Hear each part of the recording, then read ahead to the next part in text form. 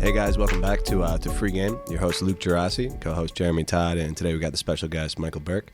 He's a sound healer, hosts poetry nights, all types of trippy shit, guys. This is going to be awesome. We're going to start off with some sound healing, and then after that we're going to get into the normal podcast. I'm sure we'll probably have one where it's all whole and one where it's chopped up. But for those of you, this is the first time viewing it we've ever done a live. I just figured it'd be kind of cool to get your day started with some sound healing. I have no idea how this is going to work, but we were just talking about this releases DMT naturally in the brain. Sacred text, the world always starts with the word, and just kind of Mike was just dropping knowledge on some of that before we even got on the air. We're ready to go, brother.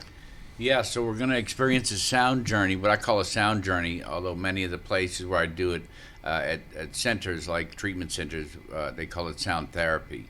Just because I think sound journey is a little too druggy or trippy sounding for a therapy center.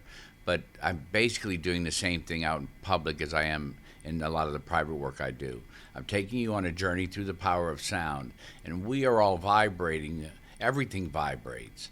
We are actually made of music. So the best way, I believe, to tune up the temple is to play sound, to bring us to a balance of all frequencies, what we would call harmony, what sometimes you would call resonance. If we can get into a divine resonance within our system through the power of sound, then of course what happens is the body starts to release these chemicals that are just amazing, and they're within us. We don't need drugs from outside of us to bring that about. The chemicals are already within us, and sound can stimulate what we call the feel-good chemicals, oxytocin, so forth, and possibly even DMT is released from the pineal gland if we lower the brainwave state enough through the power of sound, bring about a sense of peace, calm, and clarity within us, what I call the spiritual core, where we're always at peace within us.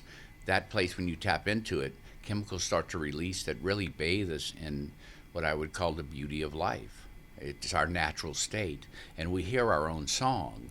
And many of us maybe have never heard that song since we were in the womb, where you definitely would hear it. You're taken care of, you're fed, everything's bathing you in this beautiful bliss, and that's your own song. You hear music at that point, but you're really not aware because there's no labels. You don't have to call it music. You don't have to label it anything. We get born and we're brought into this space and told this is that, that's that, all kind of shit, all kind of labels. Don't need it.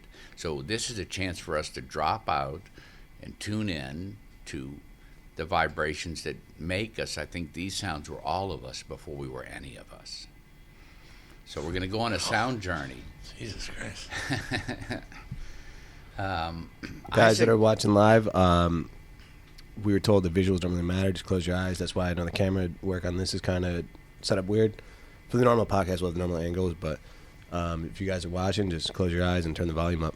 Yeah, it's very conducive to closing your eyes. We hear with much more than our ears. So when you close your eyes, it allows each string cell and fiber of you to actually hear sound, because it's a process. So as you step into that realm with eyes open, you tend to say, what is that sound? How's he doing that? Or how's that sound being made? Doesn't make any difference. Close your eyes, open your heart, and free your mind. Let's go on a sound journey through the power of sound.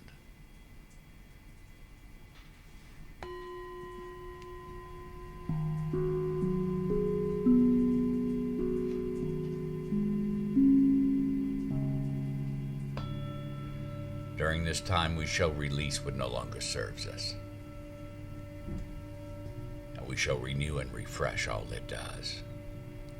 We're going to do this through the power of sound. Right here, right now. The only time there truly is.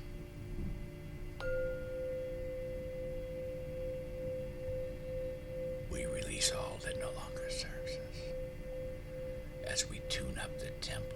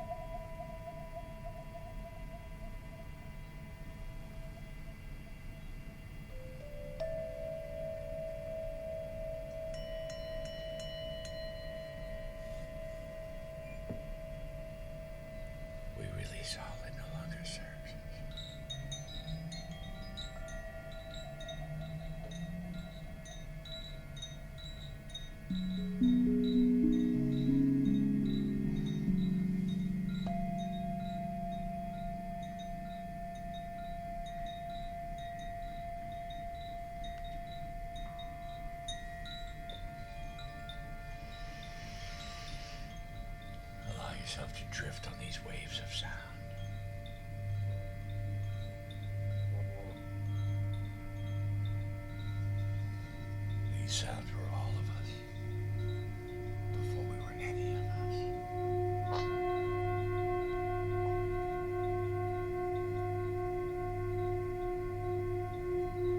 I love you.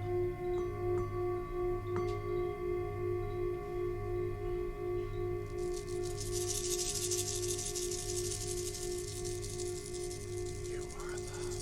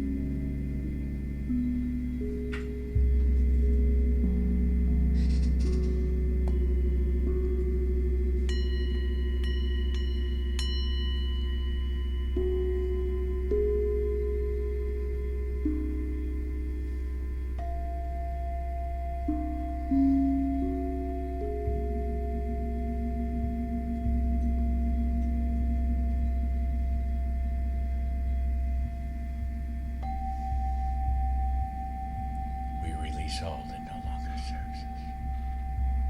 We just fucking let it go.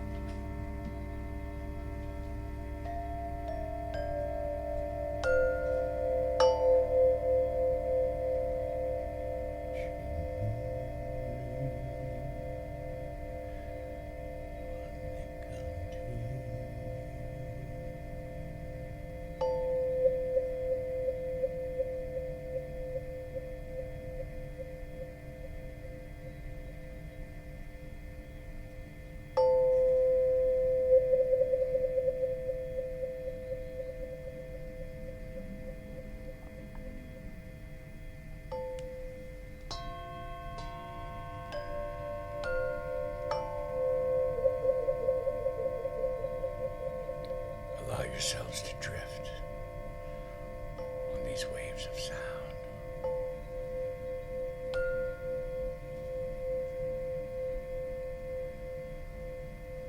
We are responsible for what we hold in our minds, not for what passes through.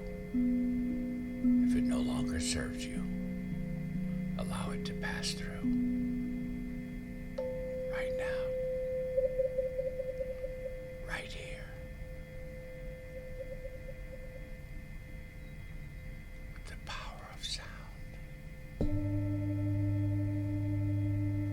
I love you.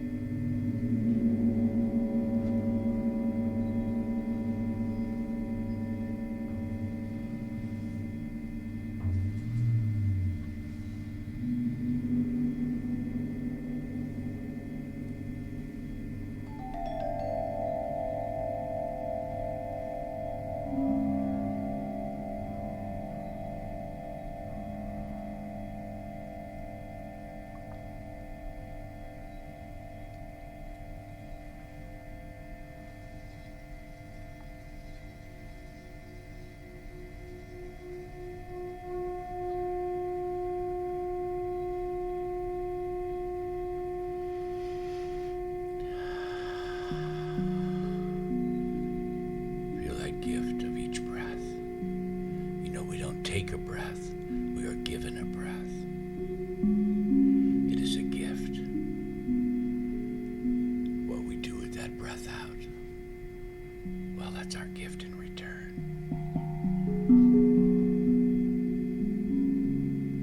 I choose love every time. Every time.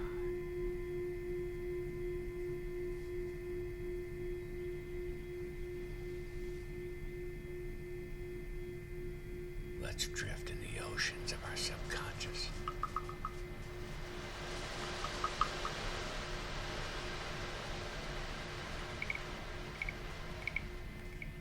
The jungles of our minds.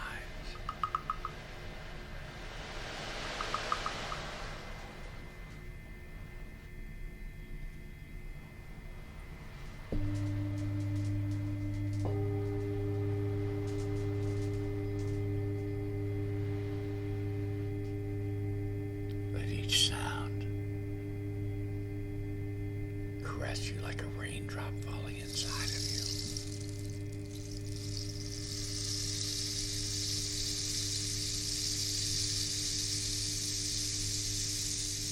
Each raindrop a cell, and each cell surrounded by 1,000 angels, singing you to a state of harmony, a state of bliss, a state of divine resonance right now.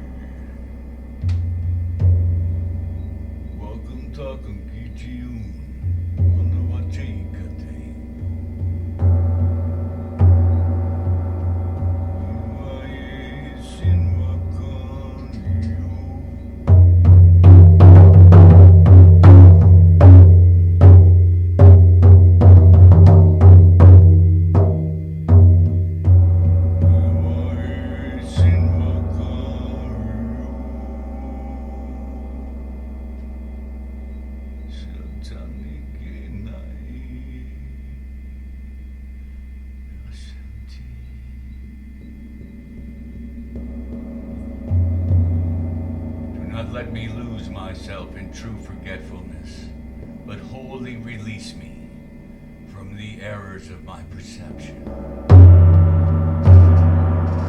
From the errors of my perception.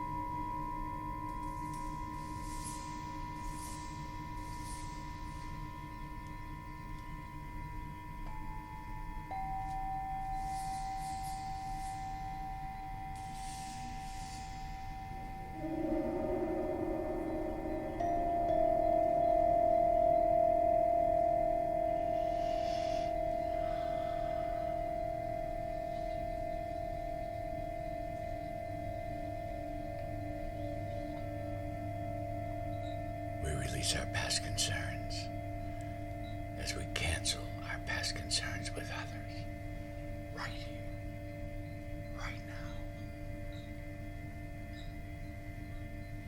through the power of sound.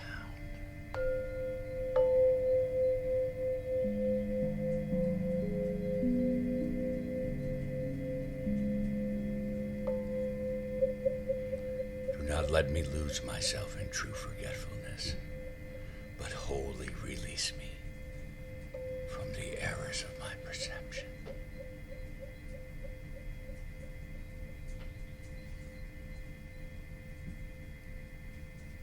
I love you. You are love.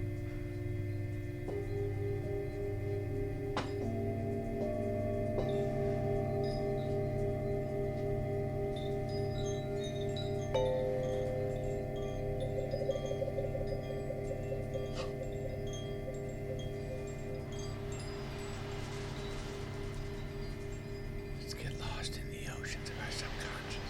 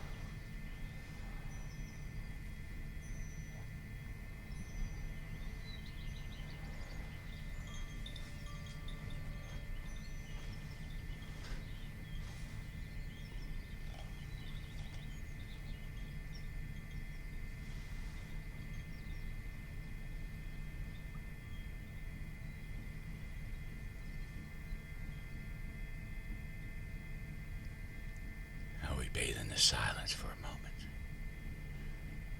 Silence, where all sound exists. And maybe you still hear some music.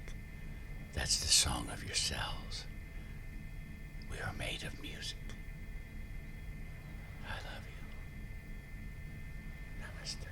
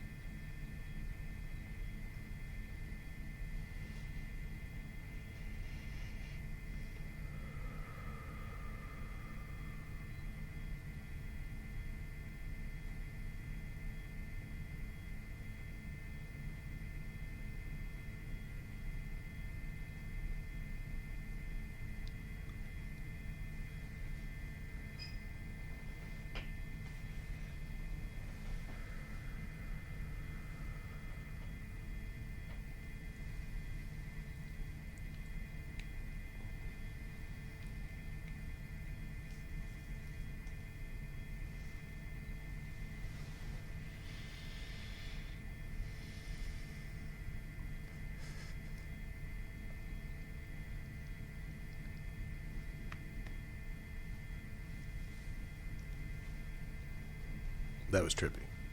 That was crazy. Yeah, hand me the phone. I think it went off during it, but So that's what I call a sound journey. Now imagine an hour of that. I usually take people in a room, and it's all like-minded individuals coming for sound, laid out with the same energy.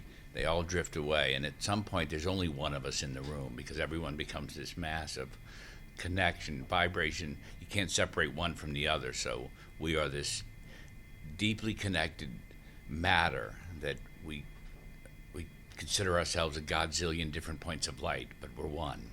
And this just proved it. We bring in an hour of sound. Please come out and join us at one of our events. It's very good for the soul. Like most things these days, if you unplug for an hour and plug back in, something seems to have reset. Something is tuned up while you exit the system and allow what I call the temple to tune up. because we're just so busy with the fucking monkey mind and everything else that when we unplug for an hour, the body goes, wow, thank you for not thinking for an hour, just allowing. This is when allowance and surrender become incredible strengths. They're not weaknesses. When we unplug and tune in to the all, the oneness that we are, beautiful things happen within us. And that's what we would consider instantaneous healing, because some people are like, oh, I felt great, nothing hurt. Like, of course, we have that ability, more power than we could ever imagine. There's so sight is the most dominant sense, but when we sleep, the only sense that doesn't turn off is sound. Yes. So I don't know what that means, but that has to mean something. It has to mean something. It has to mean something, right? Like if the body is evolutionary, like, programmed the way it is, and obviously I think we'd all say we believe in a creator, an architect, or sure. God, or whatever anybody wants to call it. The fact that sight's the most dominant is important. The fact that sound never turns off is pretty important to it. It must have a major importance in our unfolding as evolutionary creatures. So we go from that sympathetic to the parasympathetic system, and if we were awake during dreams, we'd move and shake and be involved in it. So it unplugs us, but we still experience it. So very much happens in the sound journey, where many people have come to me for sleep problems. They don't sleep well. I'm very blessed that I sleep well, but I have friends who don't. So sleep, highly important. We wouldn't do it 8 hours a day out of our lives if it wasn't important. So right, it's literally a third of our life. Well, yeah, it's important for them. So they'll come to my sound and catch up. They really feel they've slept 4 to 6 hours in the 1 hour I play, because I can unplug the system and bathe the brain and so forth in such energy that it thinks it rested, it thinks it slept. So that's the power we have, and I'm honored to do it and help people, and I just wish everyone had a good night's sleep. It's so important, man. One of my good friends, my buddy Christian, he has a fucked up life for most of his life. I mean, he's good now. He's like boxing and all that other stuff. But he said he always had like these terrible nightmares and like night terrors and all that shit for a very long period of time. He said recently he's been sleeping with like 432 hertz. Sure. The different frequencies. Yeah. I have to assume you're familiar with the different frequencies. And yes. Why does that work that way? Well, I'm not really sure. I'm not a big fan of separating one frequency from the other, but 432 seems to work. I think mostly because,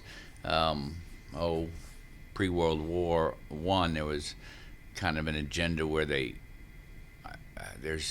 don't know if this is true or not, there's mythical tales that 440 hertz, where a lot of modern music is tuned to, has a mind control capability. So 432 has a freeing sense. It's more of a absolute frequency that allows people to be their own. Which, my girl got me one of those little metal tuners where she hits it and then like, you know what I mean? Yeah. And it creates like a peace and like a healing. It does. Some people call it the love tone. There's a little whistle out now that you can blow, and it's 432. It's just a good frequency for if we're made of frequency and we're made of music, we're made of sound, then it makes sense that certain frequencies would tune up, because dis-ease is just your body not at ease, out of harmony. So when it's out of frequency alignment, let's call it divine alignment, I like to call it, then that's why I consider it birth. At birth, you're this divinely aligned being that has popped out into a world that is going to tell you what everything is, but you already know it. You're already there, and you're perfectly tuned. So you kind of go out of tune as you live. So this is a way to tune yourself back up, and certain frequencies can do that. It just makes sense to me as a vibrational sound therapist that if something's out of tune, I don't want to give it medicine or a drug or anything else. I want to bring the frequency back into harmony. And what's the difference between frequency and resonance?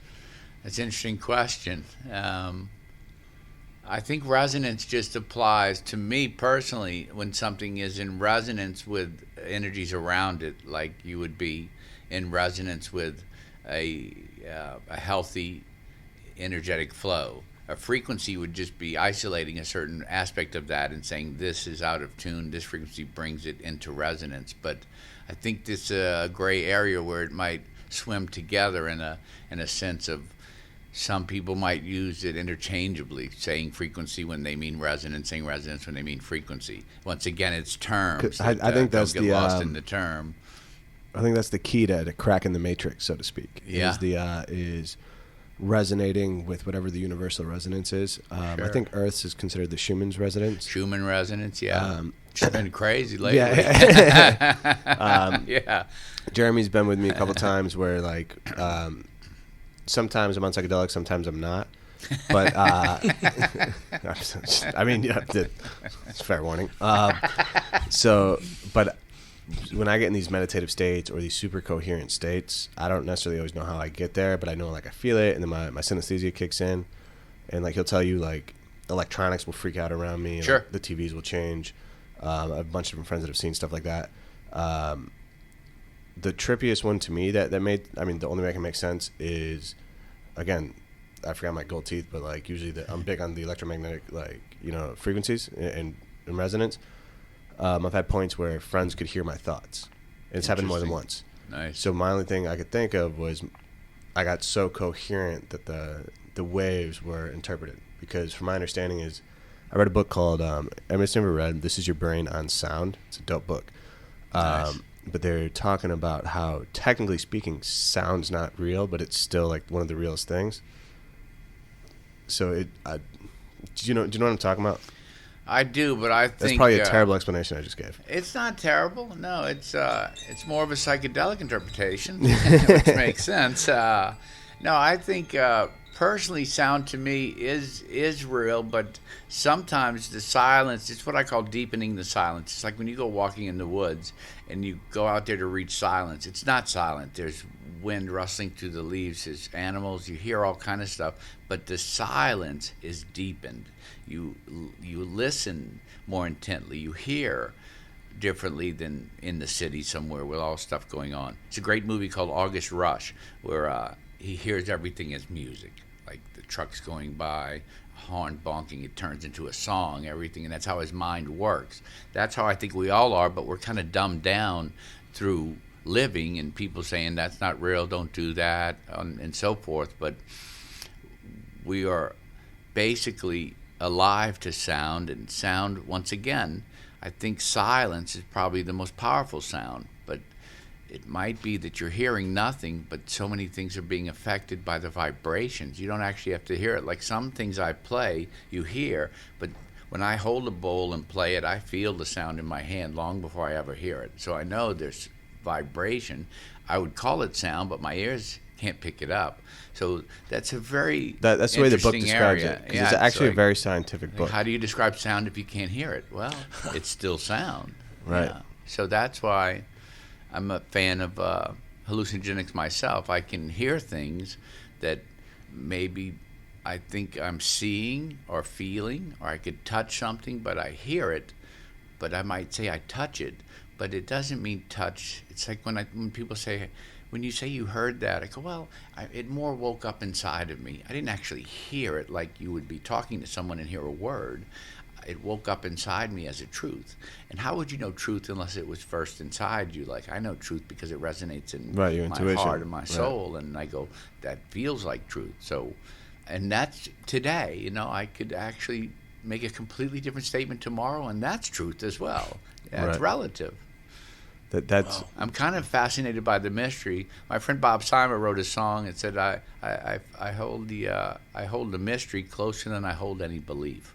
And I really love that line because it resonated with truth in me. I go, boy, they go, what do you mean the mystery? The mystery, the things I don't understand are where I find the greatest faith.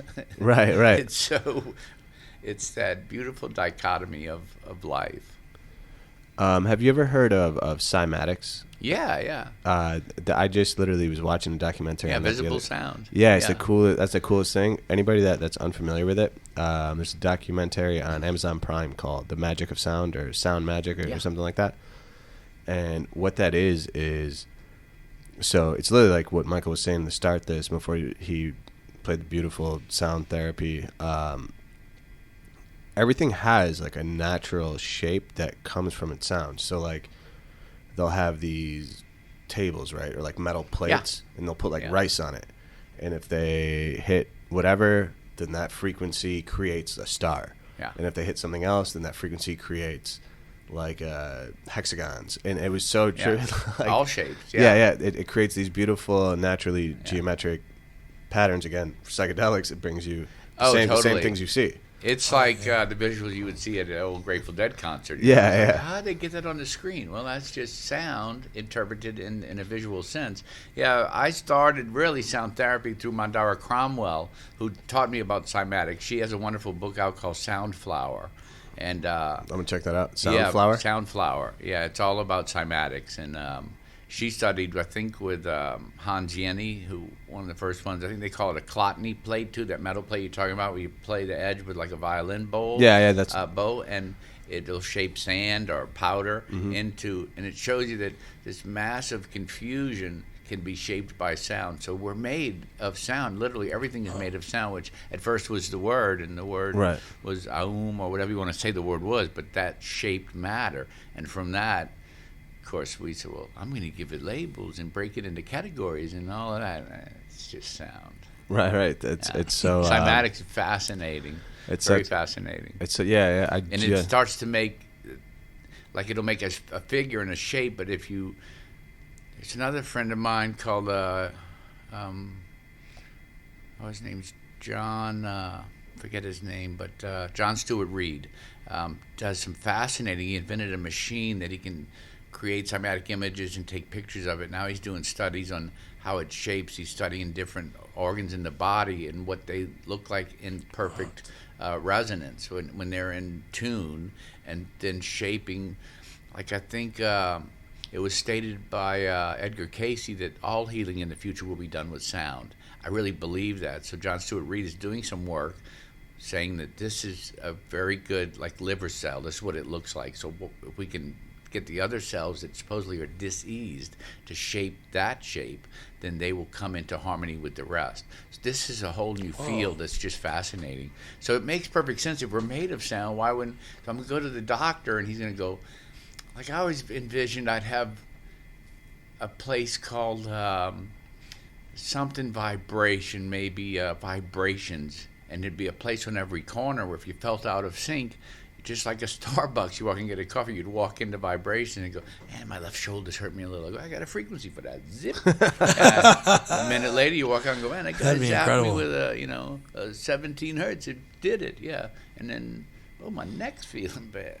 Is that a 432 hertz thing? Yeah. And you treat yourself with sound, and the side effects, all positive. It makes you feel good. There's no... and this will kill your liver, and this you could get side effects from. No, because really there's no side effects. They're just effects, Fuck side effects. Be like, comes a side effect. That's an effect. It's not a side effect. Yeah. It might fix this, but it fucked up that. So frequency, I think, music in the future, I really think healing will be done with sound. And there's some doctors now killing cancer cells, doing different treatments with sonic blast of So how sound. do you kill something with sound?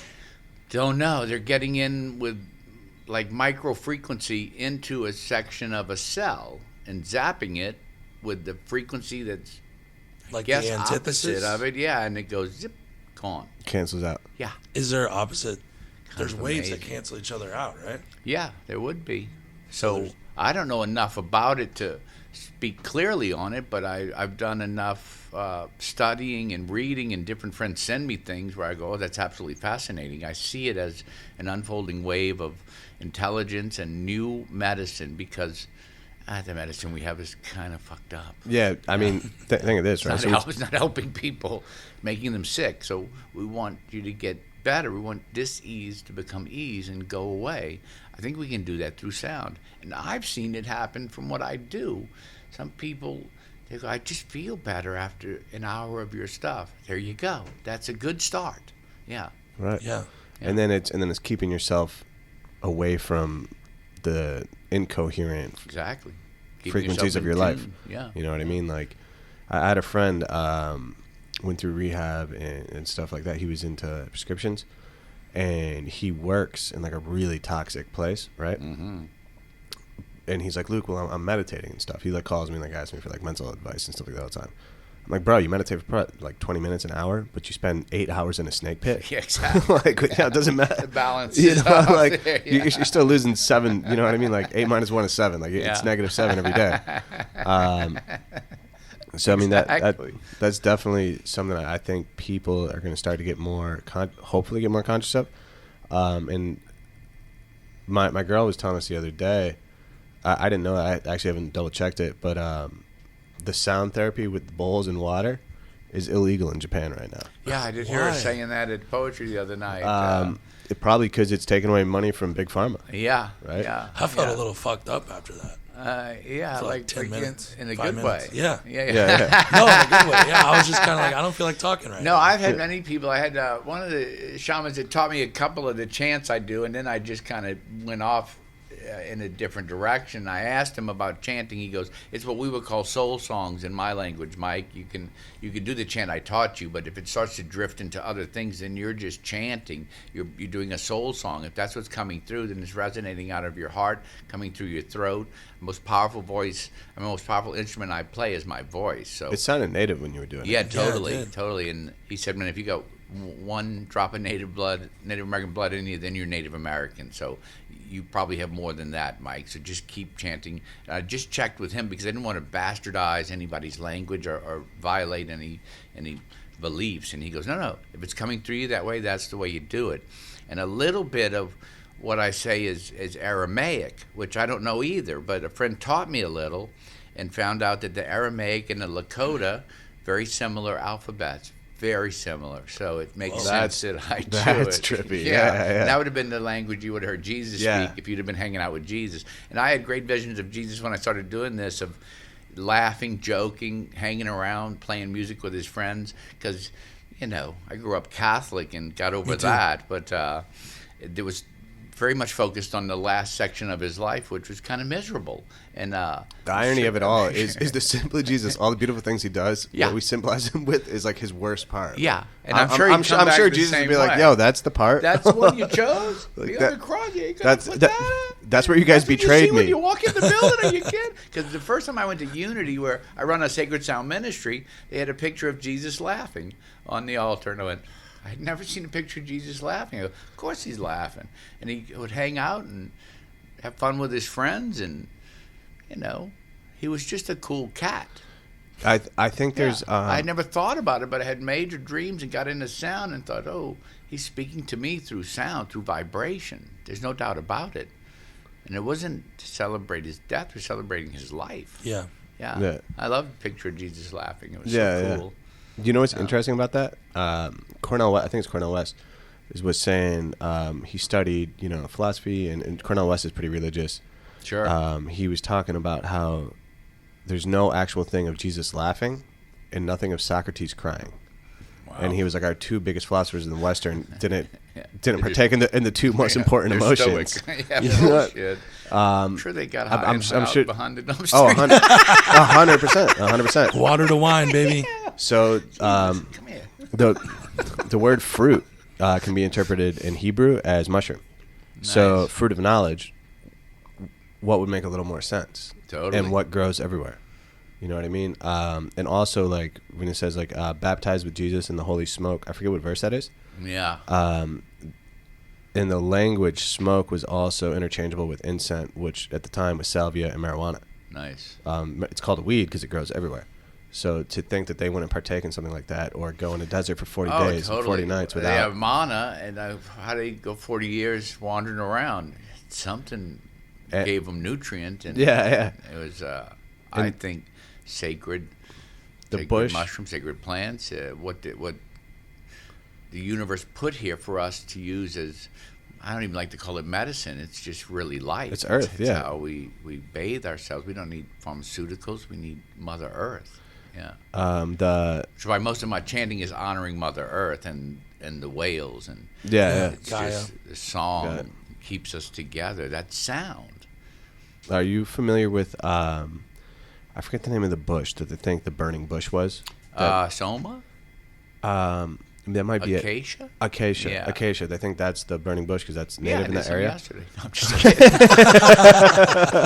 So the burning bush, the acacia, if that's what I'm thinking of, that produces more natural DMT than any other plant, and it often catches on fire.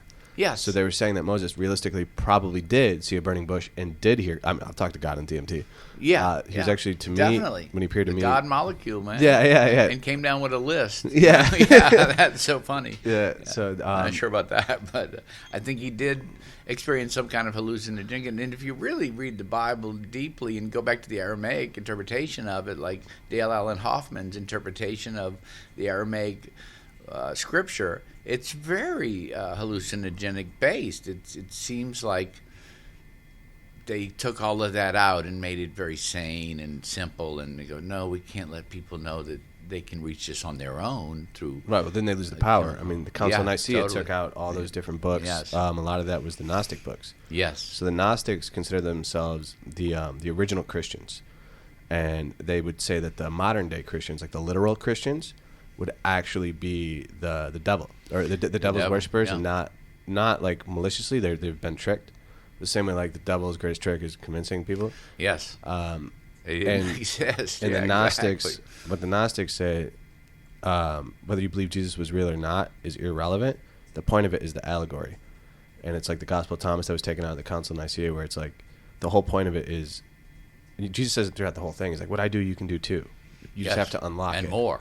Right. Yeah. He's like, you just have to unlock it. Good. Yeah. So it's I'm all about that. I've recently been looking into a bunch of different Gnostic texts, and then I bought a bunch of Kabbalah books and then Sufi books. So I want to just kind of and what I noticed, the more I'm reading, I'm finishing up the Bhagavad Gita now. He remembers this story again. So I've had a lot of really cool synchronicities. So a year ago in around February, one of my friends is a master mason. He's also a high-level priest and does magic and all that, right? So I was telling him, like, hey, man, like, all these crazy things happen, and whenever I'm in, like, a super, like, intense or life-or-death situation, like, a voice will come, and, like, I'll hear, like, these things, right? Or, like, things will, like, literally happen, right? And it's, oh, well, it sounds like you have a powerful spirit, like guardian angel. You should ask it to reveal itself, and, like, show me this meditation to do it. So it's completely sober this one time. I'm walking up the stairs. I just want to throw that out because I've been talking about psychedelics a lot. Caveat. Yeah. So it's important that I wasn't on anything. He wasn't. Yeah. He was not. Not this time. Not this time. No. I have no problem admitting when I am. So I'm walking up the stairs and I feel the energy, and I was like, all right, my guardian spirit, please reveal yourself. And I was like, I'm ready. Please reveal yourself. And this lion with snake hair appears in front of me. I'm completely sober. Wow. I fucking jet. Like, I run into my room, close the door. I was like, I was not ready. Holy shit, I thought I was ready. I was not ready. And then, like, I have this weird feeling of, like, that was Jesus. And I was like, all right, Jesus is terrifying. But that's cool. That's the good guy. What do the bad guys look like? Holy Christ. Right? Fast forward 8 months. Yeah, like, literally, holy Christ, right? Fast forward, like, 8 months. I had told my girl the story, and she became friends with this MMA fighter in the UFC, Mashka. Sorry, Mashka. I forget your last name. But anyways, Mashka has become a devout Hindu and goes to this Hindu temple. And when she's there, she essentially resonates with the divine protector called Narasimha, and shows Danielle a thing of it, and it's a lion with snake hair. I've never seen anything. With Hindu in my life. So at this point, That's crazy. So Danielle, Crazy good. yeah. So Danielle asked for the bag. We FaceTimed that night because she hadn't moved up here yet. So when we FaceTimed, she wanted to see if it was like the same thing or if I was just pulling her chain. So she pulled the bag out and like kind of just put it across like the screen. I was like, holy shit, that's the thing. That's the thing. And she was like, that's what I thought. That's Narasimha. Da da da. Wow. A week later, I'm in the airport and a Hindu monk comes up to me and gives me the Bhagavad Gita and goes, "You're supposed to learn." Nice. He was living with me when it happened. Divine synchronicity. Yeah, and I was just there like, it is. "Whoa, all right, I got to look into this." It is. Wow. Yeah, so that was something that I'm in the process of reading that now. I would call that being in tune. So you're definitely in a conscious flow allowing the universe to bathe you in these synchronicities, which is always all around us. Many of us just miss it. We're not aware or in tune with. It's like, well, how long has that been going on? All your life. Many of us don't see it or Before hear and it, after. or deny it. Like most people have that inner voice, that beautiful listening to their heart ability, but will deny that information almost as soon as they hear it. They go, what did your whole energy tell you to do? Oh, to do that. Did you do that? No, I thought that was bad advice. Really? Or like when the energy will give me a beautiful thing to write or to play, and I don't question it, I just do it now. But I've come to that. I used to question it, going, why would I question an unlimited source that just gave me information? I go, wait, I got a better idea. Really? What the fuck are you doing? So it looked at me long enough. I went, okay, I'm going to knock you on the head. Like they call it a spiritual 2x4, right? Like, right. You're going to have to start listening to this, Mike, because we're feeding you information constantly. Stop not listening. It's about opening up, becoming awake and aware. And I think that's when my poetry took on a new level, because it was allowing it to come through. Like, I didn't publish some of it, but my publisher said, you're only sending me certain things. And this touched me deeply, because she goes, what about everything else you write? I go, well, I just don't know what it is. She goes, well, some of it's not meant for you. And I said, I almost started crying. Wow, I didn't think of that. She goes, yeah, it's so universally open to someone. How are they going to get it unless you put it out there? So then I started sending her everything. And, of course, the things they chose to publish were much different than what I would have chosen, because I only understood some of it. And I went, well, I'm not sure what that is. She goes, because it's not for you. That's a great publisher. That helped me. Yeah, very good publisher. It helped me wake up to another level. I went, okay, I've been blocking a lot of stuff. That in itself helped me open, and it reminded me, bringing me back to cymatics, that energy that kept spreading was making these new forms that I had blocked out of the picture, but it was always there. I just only saw this, but it had all of this. And it starts to make, actually, some cymatic images will actually start to form 3D structures. So everything is based on sound. It started with the create, word, right? Yeah. So some Crazy cymatics good. can create physical structure. Yes. Like atoms. Well, it'll. It'd be you can interesting? see it start dancing. Like it looks like a shape comes up and starts moving. So how does that do that with just sound? Now they're shaping water. And like water, so undervalued. Water is full of knowledge, power, and wisdom. But, it's just water. Oh, no. That's why we're 70% water. Something going on with water. It's not just this simple liquid. And I think now they even discovered a fourth state of water. So, the things we don't know are amazing. But What water would the fourth carries state knowledge. of water be? That's probably the fourth state of I matter. don't know, some kind of plasma thing. Don't know. That's Look trippy. it up. Yeah, it is. What's weird is sound doesn't travel in space. Or No, it can't be heard. can't be heard. That's just Isn't come that out weird? before. Amazing. With the In book. the great, But it travels the vast wonderful in emptiness. water, so it makes sense that the sound baths, they used to call them sound baths, and now I call it a sound journey. But it's affecting all the water in our system. So no wonder you feel good, because sound travels through water amazingly well. And maybe that's why Japan outlawed that shit, Because I have some friends who put, like, these bowls will float in water. Even though they're heavy bowls, they'll float. And when you tap them, cymatic images come off in the pool, wherever you That's have the cool. bowl, and you're in that. So imagine you getting bathed not only in the sound, but in the actual physical touch of the wave. That's So, wild. because the sound's going through us in the. yeah, through us, as us, in us, within us. Just, there's no separating one from the other. And that's, it's just remarkable. I've been a sound therapist for about 12 years and still learn with every breath. So when we think in words, how do you think that would separate or be connected to words? Because, right, so there's another, kind of go back to the scriptures. In the Bible it says, never curse a deaf man, right? The reason is not because the deaf man, it's because the words you're saying are cursing yourself. You said something when we were doing it. It's like, you don't worry about the thoughts that come and go. Worry about the thoughts that you hold on to, or something Yeah. like that. Yeah, we're not responsible for we are not responsible for we are responsible for the thoughts we hold in our mind, not for the thoughts that pass through. Because one thing I can do with sound therapy is I say we release what no longer serves us, but sometimes people get very attached to meaning and structure, like, well, how do I know what it is? I think understanding is overrated.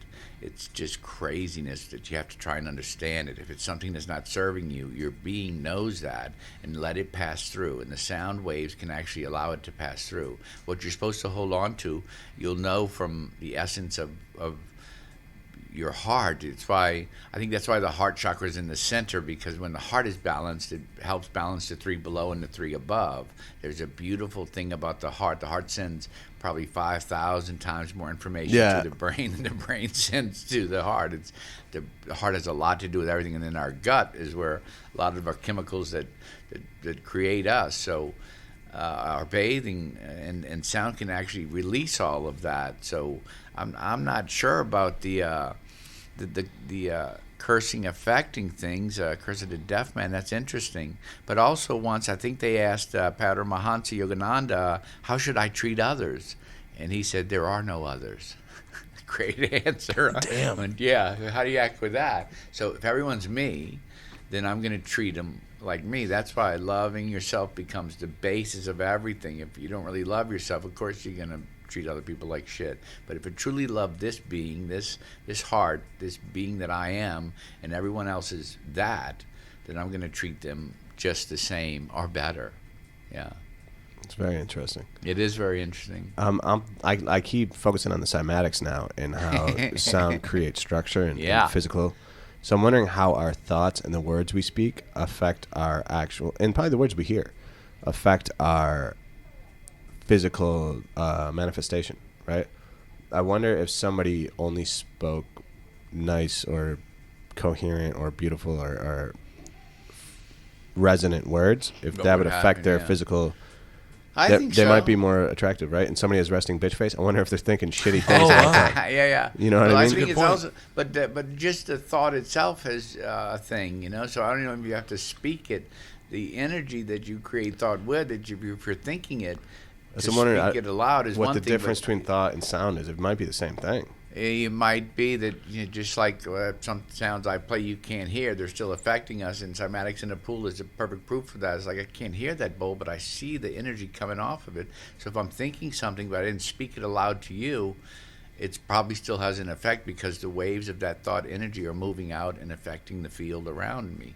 So it's probably affecting you. So are thoughts electromagnetic from the brain and then transferred to sound through our vocal waves. cords? Yeah, I think it's hard to separate one from the other. They're both. Yeah, so you could measure it in many different ways, but they're everything.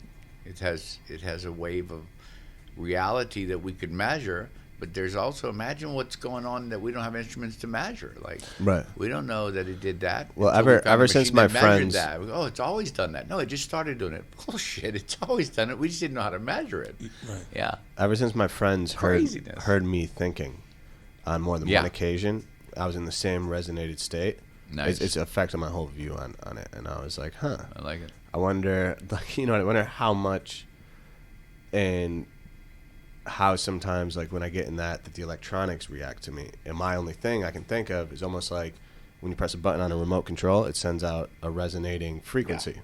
Yeah, so exactly. Our thoughts must be shooting out through, like, third eye, who knows, or whatever part of the body, maybe the whole thing, maybe the heart, because the heart shoots out the most. Yeah.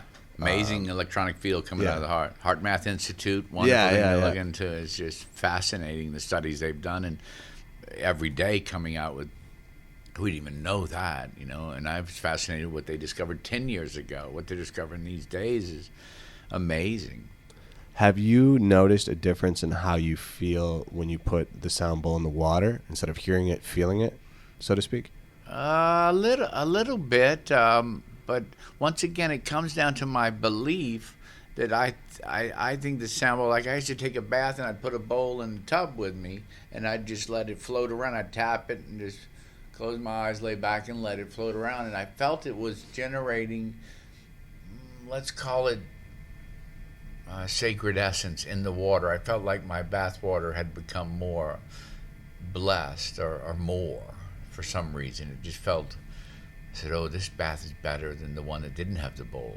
But once again, that comes into a judgment thing. I don't know if I'm judging it. Always good water, but when I put the bowl in it, Either way, felt the it effect did is real. something. Yeah, yeah. Placebo or not, the effect is real. Yeah, yeah. That got me thinking about when people. And if I believe it's real, that's it. And that inner conversation is our most important one. Like if you're having these terrible thoughts about yourself, that's really fucking up the system, Yeah, you know? it's So real. you have to be. Like I used to have a lady that one lady taught me some stuff about energy. Said I would joke sometimes about things, and she would go, "Don't even say that. Cancel that. Cancel that. That thought doesn't know if it's a reality or if you're joking. So you just sent a bad wave of energy into your system." And I didn't get it at first, but after a while, I felt her, and I went, "Oh, I should only really state things that resonate with truth and joy and beauty within me, and not even joke about that." But we kind of grew up in New Orleans, you know, ragging one another, and it was funny. So I thought, well, humor's good.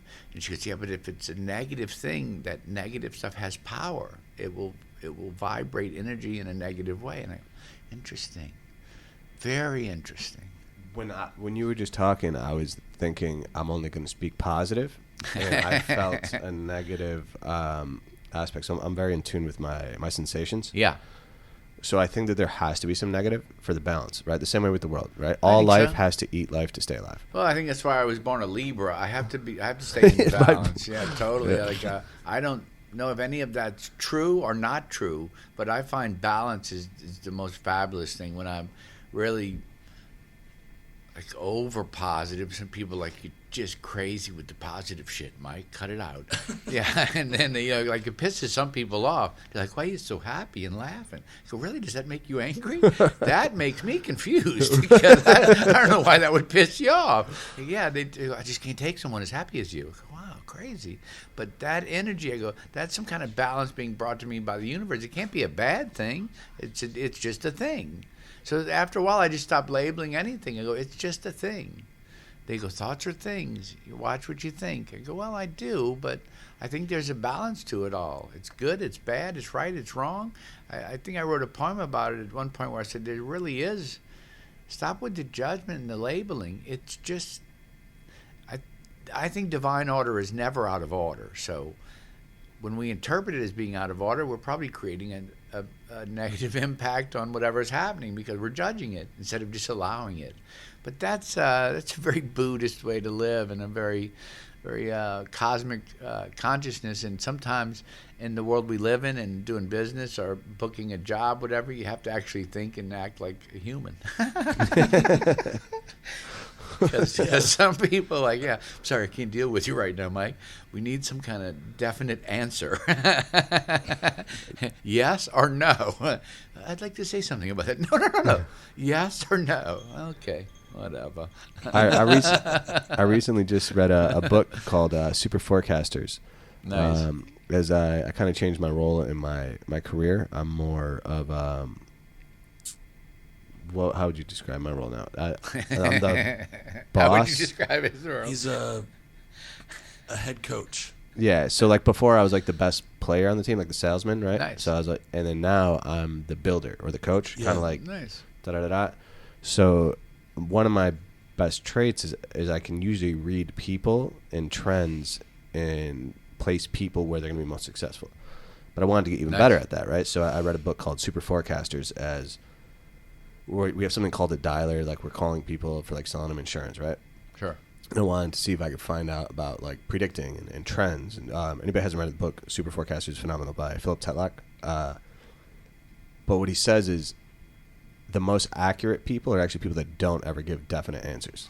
Nice. Because he's like nothing is ever definite. He's like, just because you Yeah. say that 9/11 is going to happen, you say with sure. absolute certainty doesn't mean you were right. And somebody said it wasn't going to happen.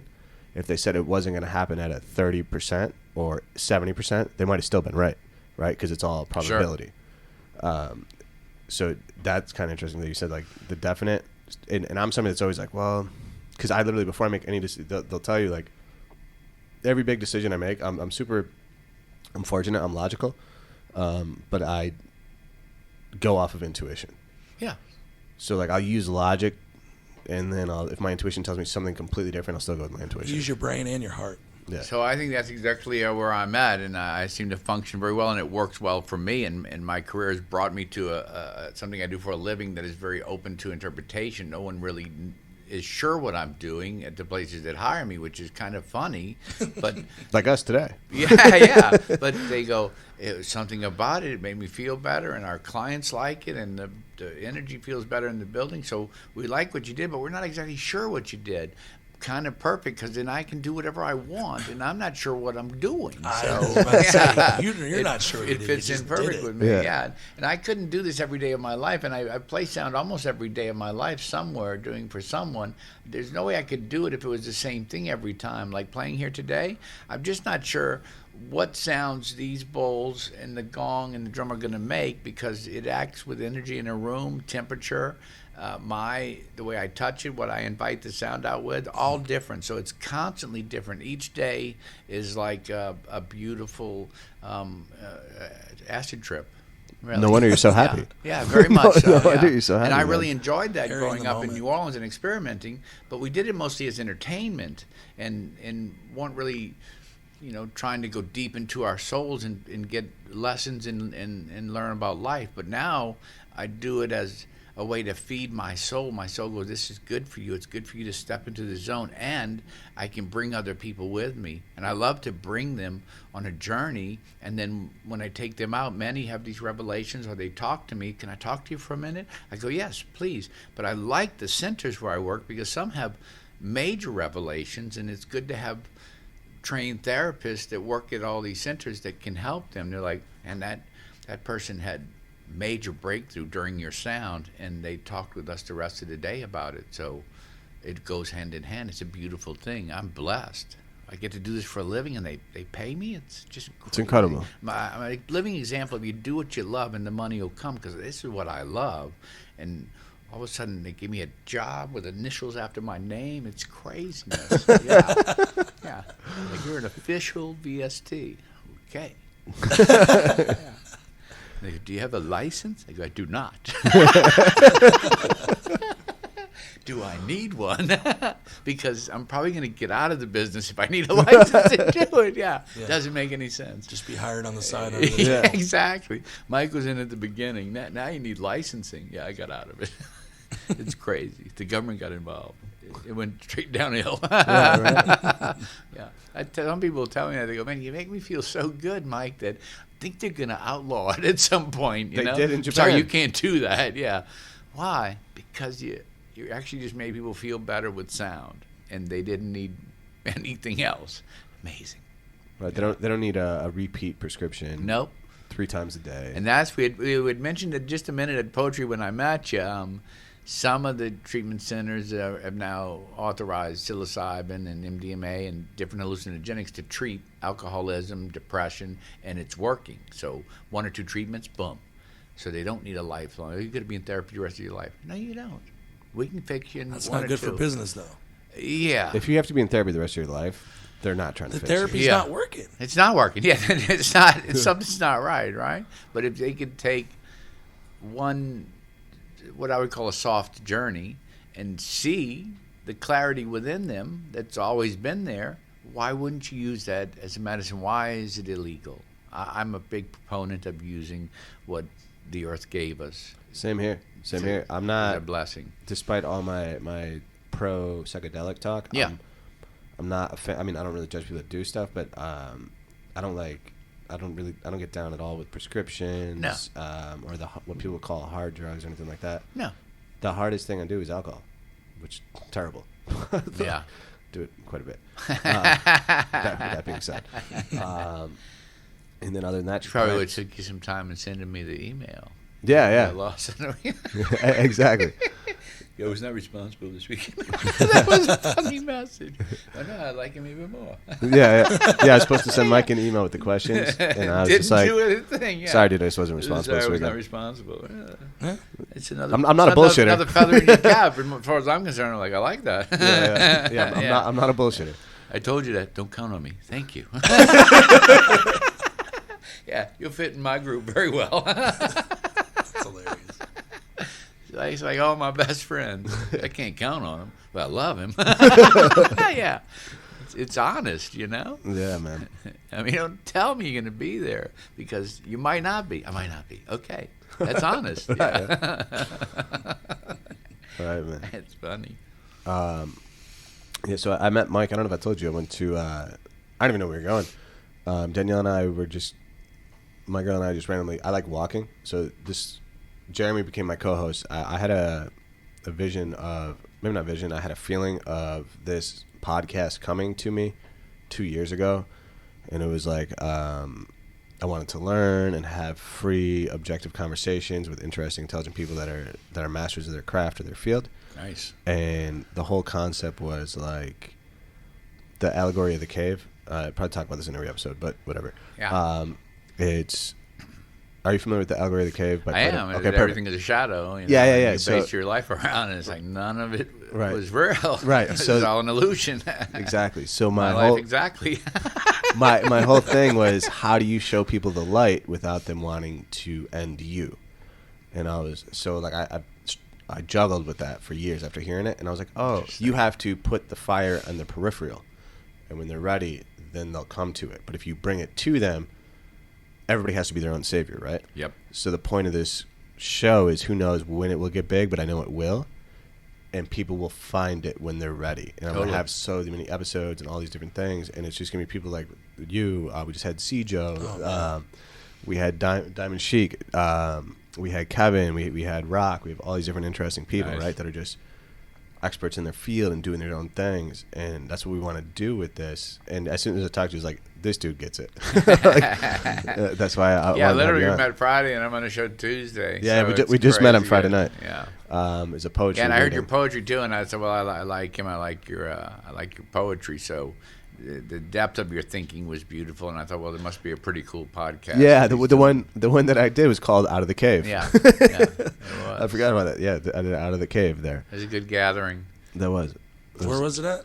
It's a place called Phoenix and Dragon Bookstore in Roswell, right inside the Loop on Roswell Road. I host a poetry night there the second Friday of every month, 7 to 9, and we just gather poets, artists.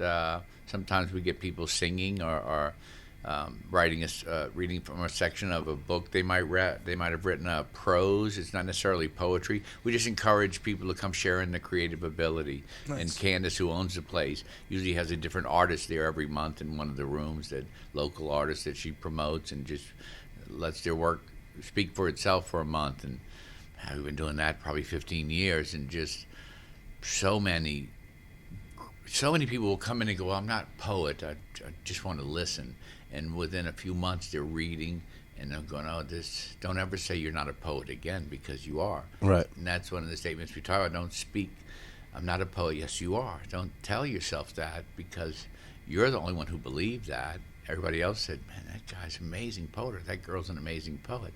And one of the ways to find that out is to come share and to do it. Because, like my publisher said, some of the stuff you write is not meant for you. Do you want to read? I could read a piece. Yeah, read a piece. That's cool. I'm excited. Let's do. We'll do.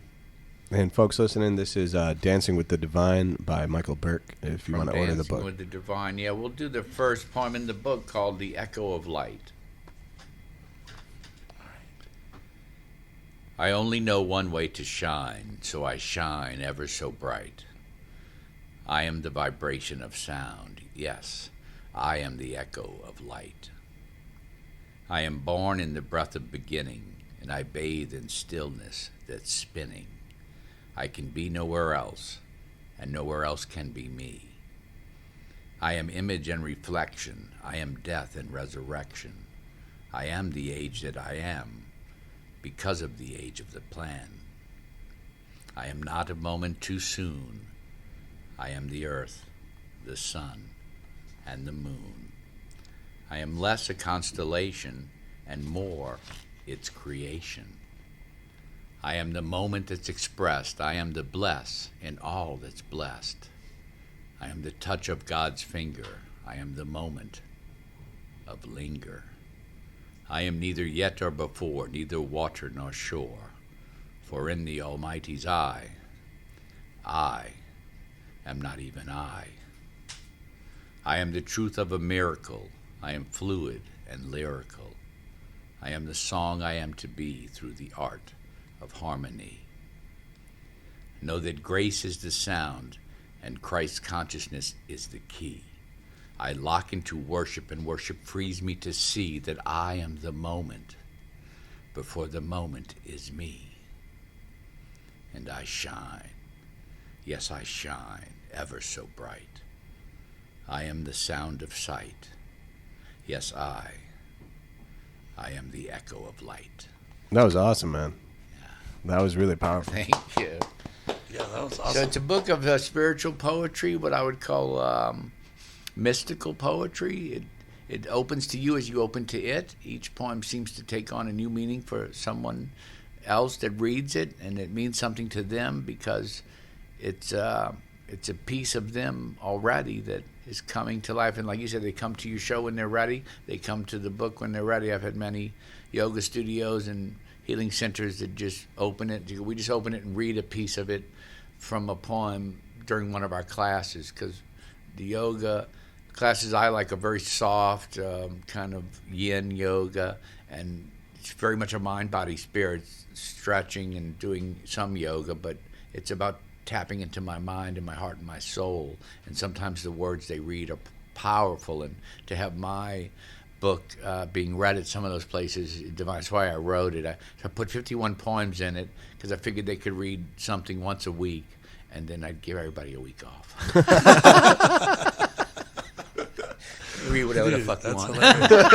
Dude, you need to do voiceovers, man. Yeah, I When had you some drop down where lower in you. it's Yeah. a tough gig to Yeah, get, you got you super know? sultry there. It's, No, it's fucking awesome, dude. yeah, wait a moment. I thought you were gonna talk about. I thought you were gonna start talking about lions or something. I was like, I'm in.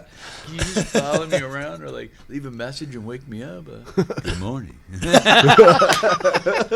Yeah, I actually got signed to one agency, but I've done a few demos for them and read for different things, but I've never gotten a job doing it yet. But I get that quite a bit because I do a meditation service, an experiential service every Wednesday night with Reverend Richard over at Unity North, and I read my poetry or read other things. But every week somebody will call, man, you should do voiceover. Your voice is incredible. And when I perform, it drops into this. It's great. I drift into Is some Unity other near thing. Johns Creek? There's one near Johns Creek called Unity Atlanta. The one I'm at is Unity North on Sandy Plains in Marietta. Okay. Pretty big church. We just opened back up, letting people back in. It's like a new age type church. My girl and I just went the other day. It's open to most We any did- interpretation. Very Sufi, very Buddhist. Yeah, we did Reiki in the church. Yeah. And then Crazy. They were talking about their third eye and all this other stuff, like in Christ's third eye, and I was like, Yeah. I fuck with this place. Yeah. Like- That's the place I walked into, and now I run a ministry there. But the first time I walked in was to see Deepak Chopra speaking, and he was doing a live thing, and then Wayne Dyer spoke there, and I was like, Both those guys are awesome. Yeah, I was like, what is this place? Why would these people come to this place? Let me look into it. And the more I found out about Unity, the more I liked it, and it is the place I walked into, and there was a picture of Jesus laughing on the counter when I walked in. I was like, okay, I like this place already. Catholic, if Jesus is Oh. nailed to the cross every And he's time like, you see is him. that the image you chose? Are And you then kidding? they say that any cross shown without Jesus nailed to it, you're neglecting Craziness.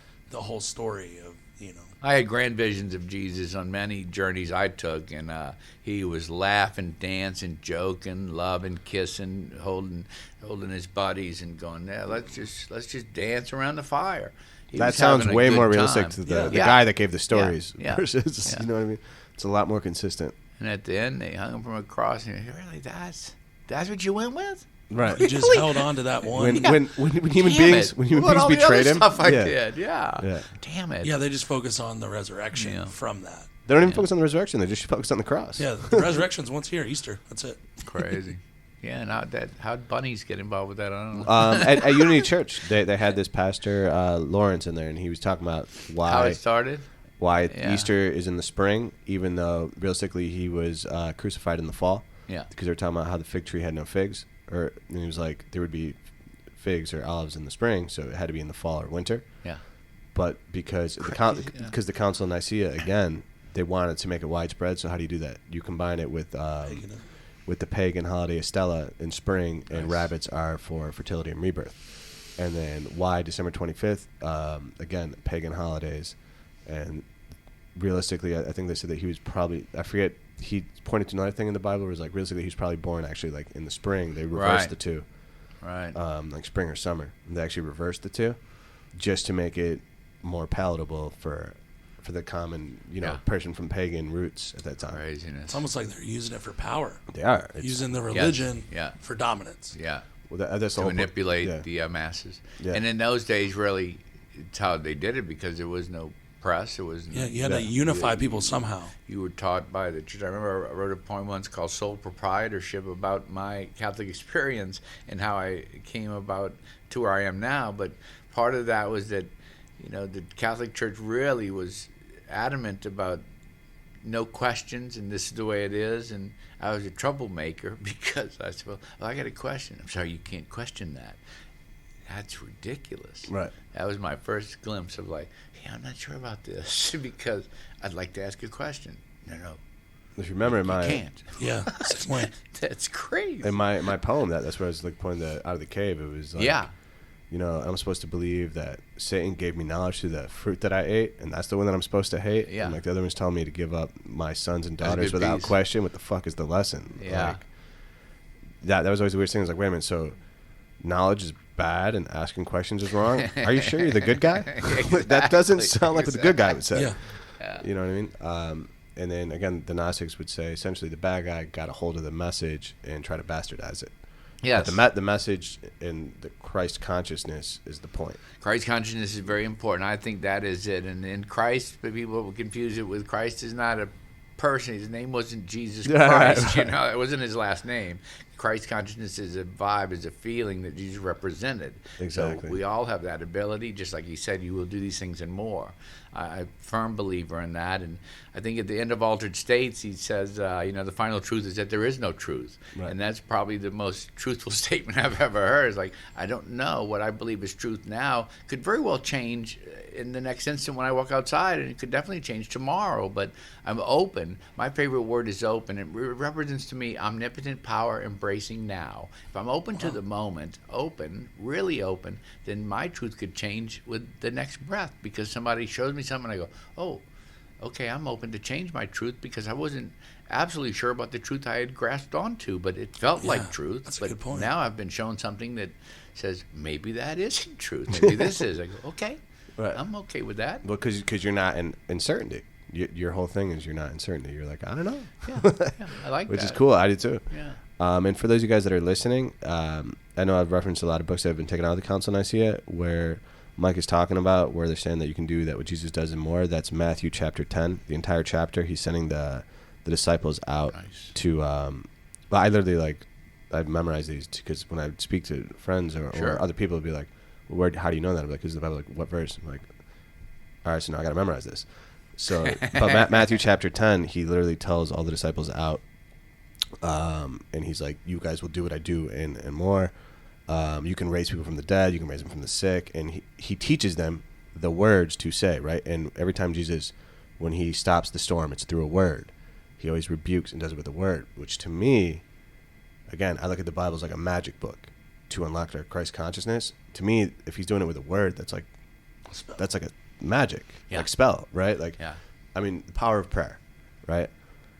If you take away somebody's religion and you just said that they're making the sign of a sacrifice and they get on their knees and they repeat ritualistically asking for things, that sounds like fucking magic. Yeah, it does. That, you dress as druids and you say have flesh and blood. That sounds like magic, right? Like we don't call it that because we're familiar with it. Right. But that doesn't mean it's not magic. It's spell. That's what somebody tell me. That's why it's called spelling. Right. Any word you spell out, you're casting a spell. That made sense to me. So I'm like, that just sounds. Yeah. One of the things Jesus wrote it out. It's a spell, of course. It's magic. One of the things Jesus was famous for, magic. 100%. One of the things Jesus was famous for was reading miracles. Well, the term miracle was created after Jesus. So the actual word miracle is a Hebrew word for reading omens, which he'll tell you when we go on walks. What I'm really good at is reading the synchronicities or omens. Yes. And that's where my magic or my my coherence comes from. Yeah, it's about perception. Can I see all the different layers that are bringing this moment together, and that's a beautiful amount of synchronicity. I think one of the things I say, it's from an experiential interpretation of the Lord's Prayer, which I was brought up with the Catholic Lord's Prayer, Our Father who art in heaven, immediately a male figure set outside of us. Not how it started. The one I quote from, I think I say, do not let me lose myself in true forgetfulness, but wholly release me from the errors of my perception. That comes from the Lord's Prayer, as if you'd have been there that day when, and you got to figure some guys are hanging out with Jesus going like, Jesus, could you just give us a prayer? What's a good prayer? And he would have spoke something along those lines, right. Or one absolute eternal truth which we all are born forth from. Not immediately Our Father who art in heaven. That got bastardized. Same thing. Council of Nicaea. Like, we're going to make this male figure outside of us. They have to go. Fine, you don't have it. You got to come to the church to get it. No, you do not. Well, in the it's book, already within you. In the book of Genesis, God is duality until I think like the 3rd chapter. God speaks that we made man in our image. Yes. Everything is our. Yes. You know, so there is like a male and masculine type. And then it gets ignored after that. But initially, well, I mean, there's also multiple gods in the Old Testament, right? Yahweh is different than Jehovah. Yeah. Like we don't acknowledge that. Yeah. There's I thought they were all the same. one of the gods in like Haka, I don't know how to pronounce it. It's Hakub. I just screenshot it the other day. But he's talking about, you know, how God has horns. And all these things. I was like, that sounds like the devil to me. Yeah. You know what I mean? But again, like the devil could be perspective. I'm not a devil worshiper, to be clear. I'm just saying. Unless he's cool. Somebody gonna take a snippet of that and go there. No, that's why I'm like, took that out of context. Yeah, took it out of context. So, but that's, but it's just. He's an acid freak who believes in the devil. No, that's not any of it. That's only partially true. Yeah. Totally out of context. It's great. That's probably a good way to end it. I want to thank, you know. And that's all you get from the show? Good. You know, what's cool is we're going to head back to our office. I'm going to do interviews in 30 minutes. And Mike's going to check out our office and figure out if he's going to be able to do a good fit for it. Yeah. So we got to get going. Much. Time permits, but hopefully all you listening got something out of it, man. Love to have you back on and just listen to this. We're going to do that at work. I'm going to listen to this again. Yeah, for sure. Thank you. And what we'll probably do is when I go to sleep. I'm going to ask. Yeah, definitely. I'm going to ask our good friends here at Gwinnett RadioX, Mike and Amanda, if we can have essentially 2 different versions. This one with the sound, and then one without. We'll have the whole one. Hey guys, you know, if you want to get to 45 when we actually talk about it, although I think you'd be missing what we actually did. But if you don't have, you know what I mean, like that could be a cool little experiment we do. Love it.